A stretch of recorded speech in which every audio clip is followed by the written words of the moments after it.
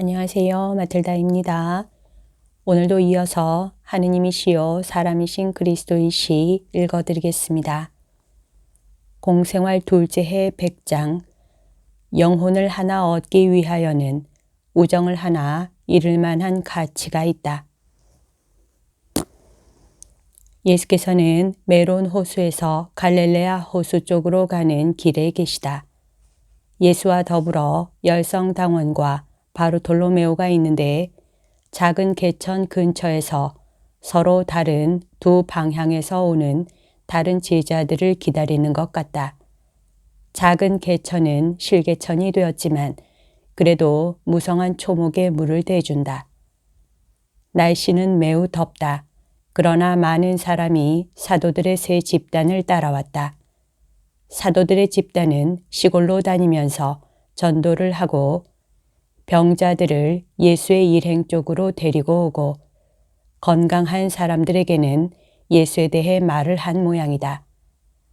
기적을 받은 많은 사람이 나무들 사이에 앉아서 행복한 일단을 이루고 있는데 그들은 너무도 기뻐서 더위와 먼지와 눈부신 햇빛으로 인한 곤란 따위 다른 모든 사람들을 적지 않게 괴롭히는 모든 것을 느끼지도 못할 지경이다.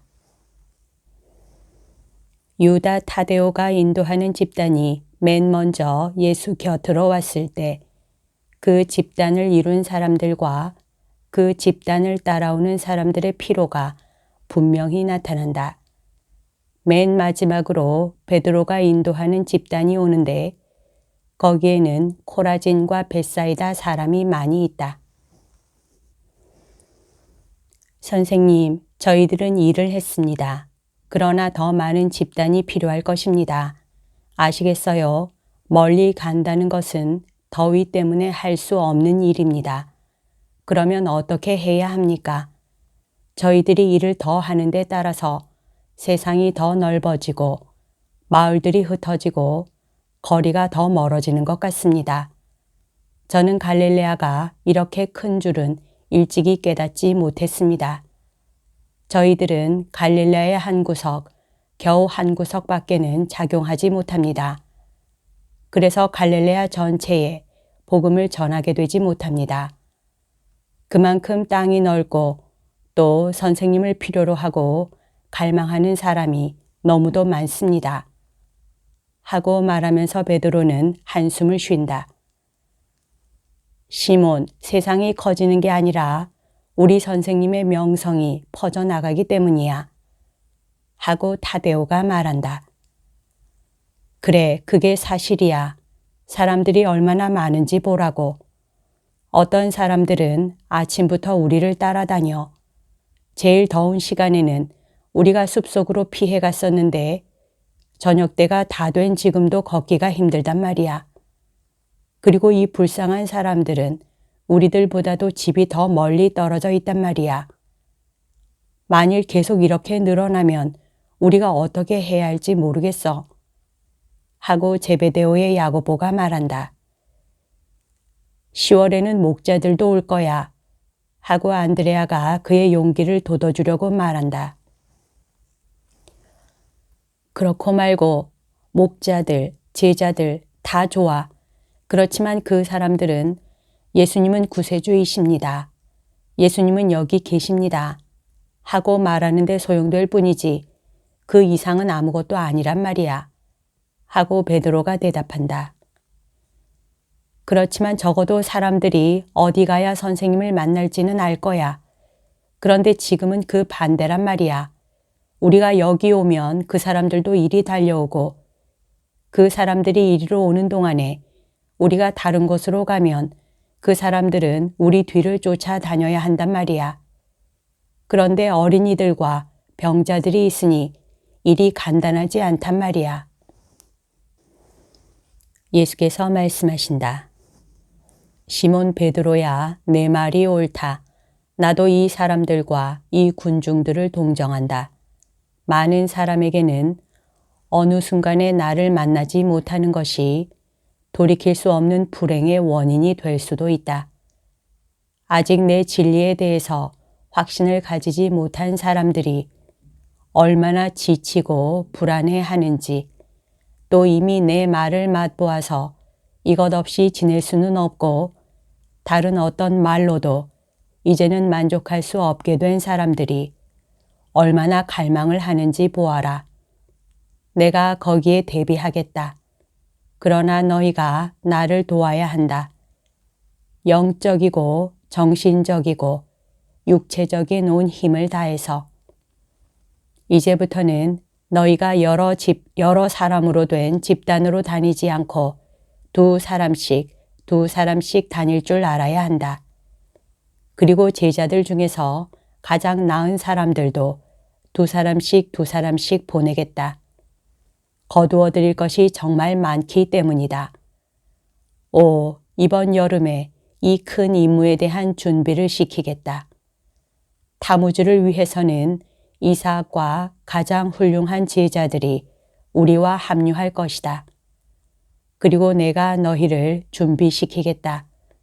거두어 드릴 것은 정말 많은데 일꾼은 반대로 얼마 되지 않기 때문에 이 일을 하는데 너희만으로는 아직 넉넉지 못할 것이다. 그러므로 밭 주인에게 그의 추수밭에 일꾼을 많이 보내달라고 청하여라. 주님, 그렇게 하겠습니다. 그렇지만 그렇게 해도 선생님을 찾는 사람들의 처지는 별로 변하지 않을 것입니다. 하고 알페오의 야고보가 말한다. 왜? 그 사람들은 생명의 가르침과 말씀만 찾지 않고 생활이나 사탄이 그들 존재의 상등 부분이나 하등 부분에 가져다주는 쇠약이나 병이나 갖가지 병약을 고치기를 바라기 때문입니다. 그런데 이런 것은 선생님밖에 하실 수가 없습니다. 능력이 있는 것은 선생님뿐이시니까요. 나와 하나가 된 사람들은 내가 하는 것을 하게 될 것이고 불쌍한 사람들은 그들의 모든 불행에서 구제를 받을 것이다. 그러나 너희는 그렇게 하는 데 필요한 것을 아직 가지지 못했다. 영이 승리하게 하기 위하여 너희 자신을 초월하고 너희들의 인간적인 경향을 짓밟도록 힘써라. 내 말뿐 아니라 내 말의 정신도 흡수하여라. 즉, 내 말로 너희를 거룩하게 하여라. 그러면 너희는 무엇이든지 할 수 있을 것이다. 저 사람들이 내가 하느님의 말씀을 주기 전에는 떠나가려고 하지 않으니 그럼 이제는 그들에게 내 말을 들려주러 가자. 그런 다음 가파르나움으로 돌아가자. 거기에도 기다리는 사람들이 있다. 주님, 막달라의 마리아가 바리사이파 사람의 집에서 주님께 용서를 청했다는 것이 사실입니까? 그렇다, 토마야. 그리고 용서해 주셨습니까? 하고 빌립보가 묻는다. 용서해 주었다. 그러나 선생님이 잘못하셨습니다. 하고 바르톨로메오가 외친다. 왜? 마리아가 진정으로 뉘우쳐서 용서를 받을 만하였다. 그러나 선생님은 그 집에서 공공연하게 그 여자에게 용서를 주실 것이 아니었습니다. 하고 가룟 사람이 비난한다. 그러나 나는 무엇을 잘못했는지 모르겠다. 이 점이 잘못입니다. 선생님은 바리사이파 사람들이 어떤지, 그들의 머리에 궤변이 얼마나 들어있는지, 그들이 얼마나 선생님을 감시하고 중상하고 미워하는지 아시지요? 그 중에 가파르나움 친구가 한 사람 있었는데 그 사람이 시몬이었습니다. 그런데 선생님은 창녀를 그 집으로 부르셔서 그의 집을 더럽히게 하시고 친구 시몬을 분개시키셨습니다. 나는 마리아를 부르지 않았다. 마리아가 그리로 온 것이다. 또 마리아는 창녀가 아니라 뉘우친 하나의 영혼이었다. 이것은 대단히 다른 것이다. 만일 누가 전에 그를 가까이 하는 데에서 혐오를 느끼지 않았고 또 내가 있는 데에서까지도 항상 그를 원하는데 혐오를 느끼지 않았다면 이제는 육체가 아니라 영혼이 된 지금 마리아가 들어와서 내 발 앞에 무릎을 꿇고 울면서 참회하고 그 눈물이 내포하는 겸손하고 공공연한 자백으로 자기를 낮추는 것을 보고 혐오를 느끼지 말아야 한다.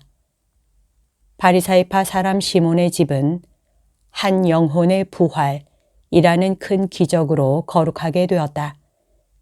가파르나움의 광장에서 지금으로부터 닷새 전에 시몬은 선생님은 그 기적 하나만을 행하셨습니까? 하고 나에게 묻고는 자기 자신에게 스스로 이렇게 대답했었다. 분명히 그렇지는 않지요 하고 그러면서 기적을 하나 보기를 몹시 바랐었다. 나는 그 기적을 그에게 주었다. 나는 은총과 그 영혼의 약혼식의 증인이 되고 들러리가 되라고 그를 택했었다. 그는 이것을 자랑스럽게 생각해야 한다. 이와 반대로 그 사람은 그 때문에 분개해 있습니다. 어쩌면 선생님은 친구 하나를 잃으셨는지도 모릅니다. 나는 영혼 하나를 얻었다. 한 영혼에게 하느님과의 우정을 돌려주기 위하여는 한 사람의 우정, 보잘것없는 그의 인간적인 우정을 잃을 만한 가치가 있는 것이다. 무익한 일이로군요. 선생님하고 말하면 인간적인 견해를 얻어낼 수가 없습니다.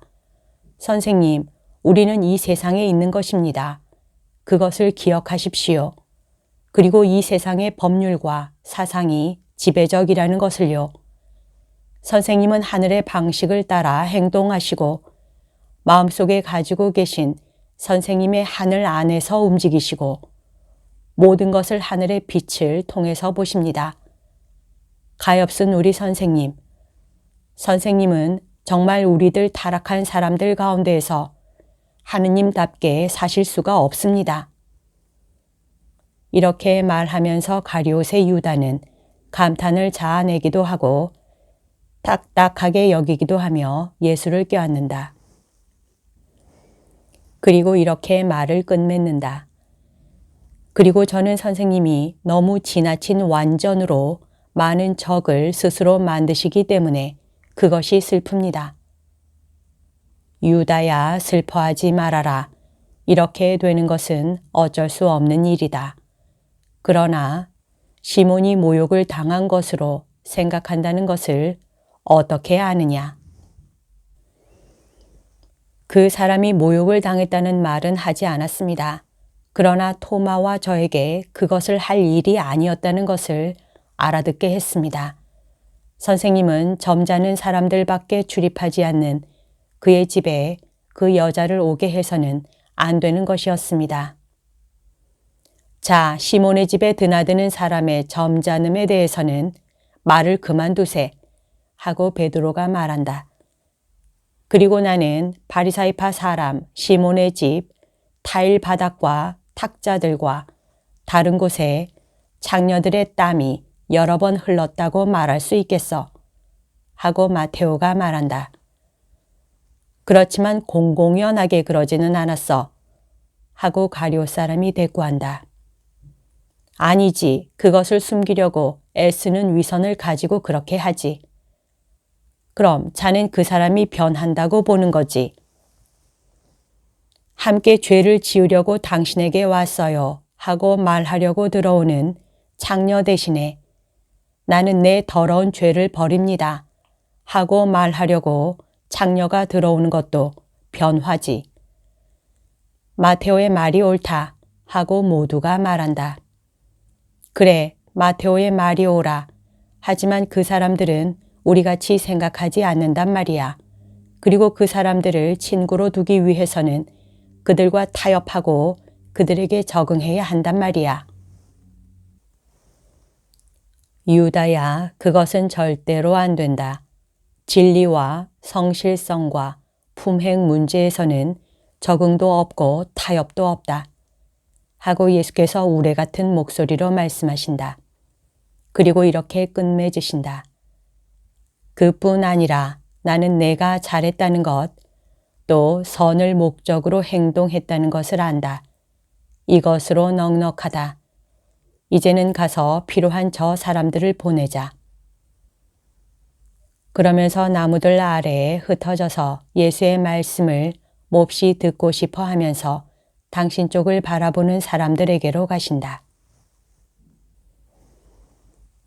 기쁜 소식을 들으려고 삼복더위를 무릅쓰고 먼 거리를 오신 여러분 모두에게 평화가 있기를 바랍니다. 진정으로 여러분에게 말하는 것입니다만 여러분은 하느님의 나라가 어떤 것인지, 그것을 차지하는 것이 얼마나 소중한 것인지, 그 나라에 속해 있는 것이 얼마나 행복한 것인지를 이해하기 시작했습니다. 그리고 여러분에 대해서는 어떤 피로도 그것이 다른 사람들에 대해서 가지는 가치를 잃습니다. 그것은 여러분 안에서 영혼이 명령을 해서 육체에게 이렇게 말하기 때문입니다. 내가 너를 못살게 구는 것을 기뻐해라. 너의 행복을 위해서 이렇게 하는 것이다. 마지막 부활로 네가 나와 다시 결합했을 때 너는 내가 너를 짓밟은 정도만큼 나를 사랑할 것이고 나를 제2의 구세주로 볼 것이다 하고 여러분의 영이 이렇게 말하지 않습니까? 물론 이렇게 말하고 말고요. 여러분은 지금 오래전에 말한 내 비유의 가르침을 여러분 행동의 근거로 삼습니다. 그러나 이제는 여러분께 다른 빛들을 주어서 여러분을 기다리고 또 헤아릴 수 없는 가치를 가지고 있는 그 나라를 점점 더 사랑하게 하겠습니다. 들어보세요. 어떤 사람이 부식토를 얻어서 자기 정원에 가져오려고 덮어놓고 어떤 밭으로 갔습니다. 그런데 단단한 땅을 힘들게 파다가 어떤 지층 아래에서 귀금속의 광맥을 발견했습니다. 그러면 그 사람은 어떻게 하겠습니까? 자기가 발견한 것을 흙으로 덮고 서슴지 않고 일을 더 계속합니다. 발견이 그렇게 할 만한 가치가 있기 때문입니다. 그러고는 집으로 가서 현금과 물건으로 된 전 재산을 모아서 돈을 더 만들려고 물건들을 팝니다. 그러고는 밭주인을 찾아가서 말합니다. 당신 밭이 내 마음에 듭니다. 얼마 받으시겠습니까? 하고 그렇지만 그 밭은 팔 것이 아닙니다. 하고 밭주인이 말합니다. 그러나 그 사람은 밭의 가치와는 어울리지 않는 점점 더 많은 금액을 주겠다고 해서 결국 밭주인이 팔기로 결정하게 하고야 맙니다. 밭주인은 이렇게 생각합니다. 이 사람은 미친 사람이구나. 그러나 이 사람이 미쳤으니 그걸 이용하겠다. 이 사람이 주는 돈을 받겠다. 이건 이 사람이 나에게 주겠다는 것이니까 폭리가 아니다. 이 돈을 가지면 이 밭보다 더 훌륭한 다른 밭을 적어도 셋은 사겠다 하고 그러고는 훌륭한 거래를 했다고 확신하고 밭을 팝니다. 그러나 오히려 산 사람이 이 거래로 재미를 보는 것입니다. 그것은 그 사람이 도둑이 훔쳐갈 수 있고 자기가 잃어버리거나 소비할 수도 있는 물건들을 포기하고 참되고 천연적인 것인 만큼 무진장의 보물을 장만하기 때문입니다. 그러므로 그 사람이 그 밭을 사기 위하여 가진 것을 희생할 가치가 있습니다. 그 사람이 얼마 동안 밭만 가지고 그대로 있지만 사실은 거기 감추어져 있는 보물을 영구히 차지하는 것입니다. 여러분은 이 말을 알아들어서 비유에 있는 그 사람처럼 행동합니다. 하늘나라를 차지하기 위해 덧없는 재물을 버리시오. 여러분은 그것들을 이 세상 바보들에게 팔고 그들에게 양도하고 세상 사람들의 눈에는 어리석은 행동 방식으로 보이는 것 때문에 여러분을 비웃는 것을 감수하시오. 항상 이렇게 행동하시오. 그러면 하늘에 계신 여러분의 아버지께서 하늘나라에 여러분의 자리를 주실 것입니다. 안식일이 오기 전에 집으로 돌아가시오. 그리고 주의 날에는 하늘나라인 보물의 비유를 생각하시오. 평화가 여러분과 함께 있기를 바랍니다. 사람들은 들판의 큰 길과 오솔길로 천천히 흩어지고 그동안 예수께서는 해가 떨어지는 가운데 가파르나움을 향하여 가신다. 예수께서는 밤이 이슥해서 도착하신다. 일행은 어둡고 제대로 포장이 되지 않은 골목길을 비추는 유일한 등불인 달빛 아래 누워있는 시내를 말없이 지나간다. 그들은 모두가 잠자리에 든 것으로 생각하고 집 곁에 있는 작은 정원으로 조용히 들어간다. 그러나 그와 반대로 부엌에는 등불이 켜져 있고 불꽃이 움직이는 데 따라 흔들리는 그림자 셋이 바로 곁에 있는 화덕이 걸린 흰 빛깔의 낮은 벽에 어른거리고 있다. 선생님을 기다리는 사람들이 있군요. 그러나 그렇게는 될 수 없습니다.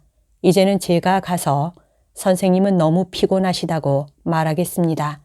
그동안 옥상으로 올라가십시오. 아니다, 시몬아. 내가 부엌으로 가겠다.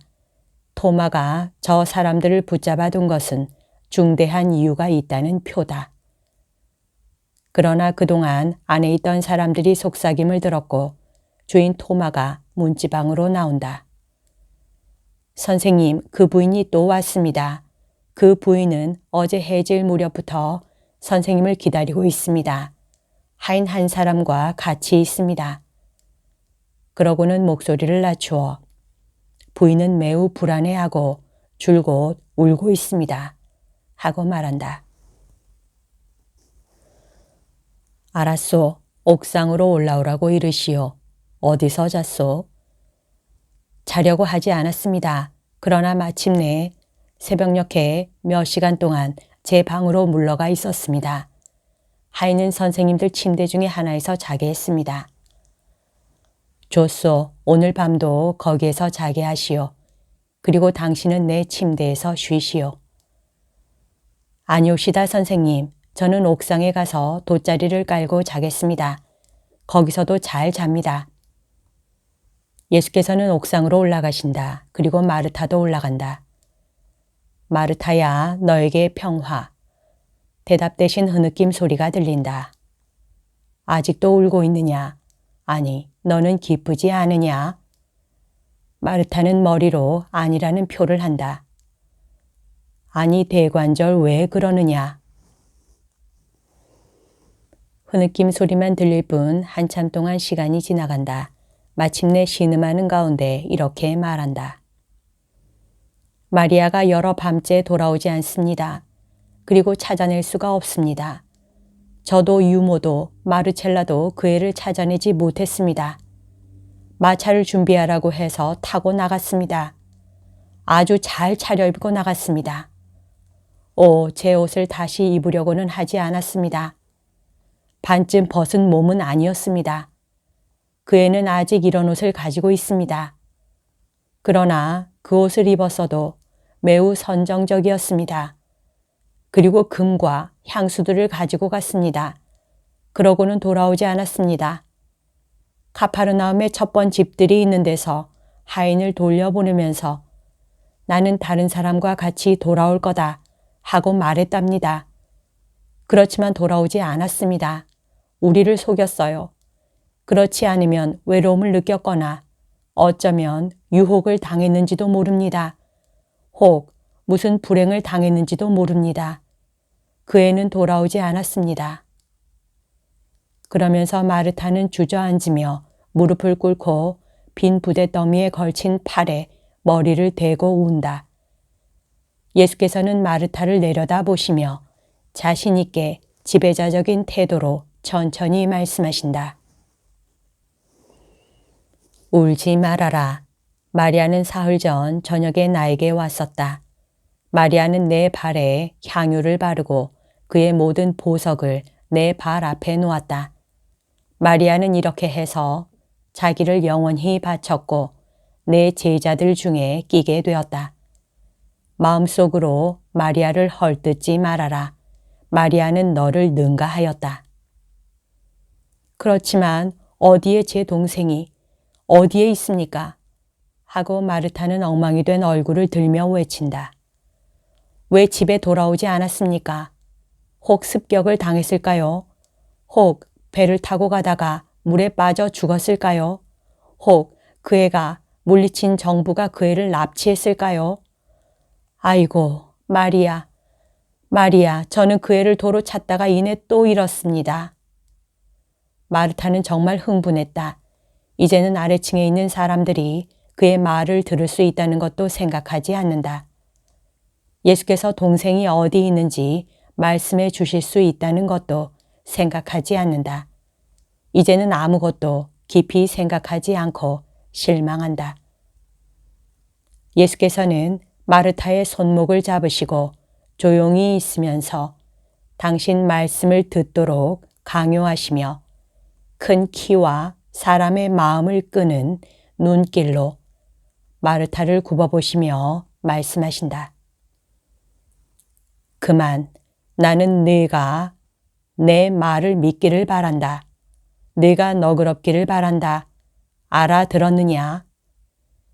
예수께서는 마르타가 조금 진정된 다음에야 비로소 놓아주신다. 너의 동생은 거룩한 고독에 둘러싸여 그의 기쁨을 맛보러 갔다. 마리아는 그의 안에 구속된 사람들이 가지는 지극히 민감한 수치심을 가지고 있기 때문이다.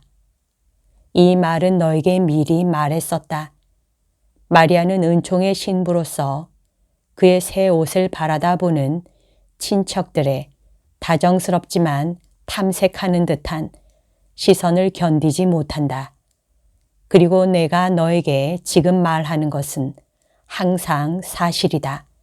너는 나를 믿어야 한다. 예, 주님, 그러겠습니다. 그러나 제 마리아는 너무나 마귀의 권력에 붙잡혀 있었습니다. 마귀가 대번에 다시 붙잡았습니다.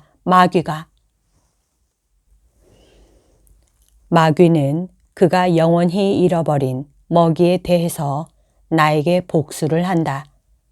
그러니 용맹한 여자인 내가 터무니없고 존재 가치가 없는 공포 때문에 마귀의 먹이가 되는 것을 내가 보아야 하겠느냐. 지금은 나를 믿고 있는 너의 동생 때문에 내가 가지고 있는 것을 항상 알았던 아름다운 믿음을 잃는 것을 내가 보아야 한단 말이냐. 마르타야, 나를 자세히 쳐다보고 내 말을 들어라. 사탄의 말을 듣지 말아라. 하느님께서 그에 대해 거두시는 승리로 인해 사탄이 그의 먹이를 놓아줄 수밖에 없게 될 때는 지칠 줄 모르는 저 살인자, 하느님의 권리를 끊임없이 훔치는 지칠 줄 모르는 저 도둑이 다른 먹이를 찾으려고 즉시 행동하기 시작한다는 것을 너는 모르느냐? 착하고 충실하기 때문에 습격에 저항하는 제3자의 고통이 다른 영의 병 나음을 확고하게 한다는 것을 모르느냐? 우주 만물 중에서 일어나는 것이나 거기에 있는 모든 것이 고립된 것이 하나도 없고 모든 것이 의존과 결과의 영원한 법칙을 따르고 있어서 어떤 사람의 행동이 매우 광범한 자연적, 초자연적 영향을 미친다는 것을 알지 못하느냐. 너는 여기서 울고 있고 여기서 견딜 수 없는 의심을 하고 그러면서도 이 암흑의 시간에도 너의 그리스도에게 충실한 사람으로 있다.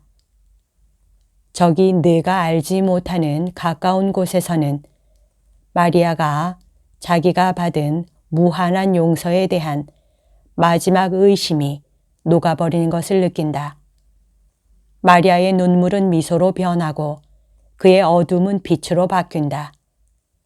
너의 고통이 마리아를 평화가 있는 곳으로, 티 없이 낳은 분 곁에서 영혼들이 새로 나는 곳으로, 하도 생명이 가득해서 생명인 그리스도를 세상에 주는 허락을 받은 분 곁에서 영혼들이 새로 나는 그곳으로 데려갔다. 내 동생은 내 어머니의 집에 가 있다. 오, 살아있는 별이신 마리아의 다정스러운 빗살이 그 아들의 말없이 활동하는 사랑을 통하여 그 사랑의 품으로 부르는 소리를 듣고 그 조용한 포구를 찾아 들어온 베로는 너의 동생이 첫 번째가 아니다. 너의 동생은 나자렛에 있다. 그렇지만 주님의 어머님도 알지 못하고 주님의 집도 알지 못하는데 어떻게 거길 갔습니까? 혼자서 밤중에 그렇게 힘도 없이 그런 옷을 입고 그렇게 먼 길을 어떻게 필요한 제비가 바다를 건너고 산을 넘어 폭풍우와 구름과 맞바람을 이기며 제가 태어난 둥지를 찾아가는 것처럼 제비들이 그놈들을 인도하는 본능으로 그놈들을 오라고 손짓하는 따뜻한 기운으로 그놈들을 부르는 태양으로 겨울을 날 곳으로 가는 것처럼 너의 동생도 그를 부르는 별빛을 향해서 모든 사람의 어머니를 향해서 달려갔다. 그래서 우리는 마리아가 그의 옆에 한 어머니를 모시고 내 어머니를 모시고 다시는 절대로 고아가 되지 않기 위해 영원히 어둠에서 나와 행복하게 새벽으로 돌아오는 것을 우리가 보게 될 것이다. 이것을 믿을 수 있느냐? 예, 주님. 마르타는 홀린 듯하다. 과연 예수께서는 위압적이셨다.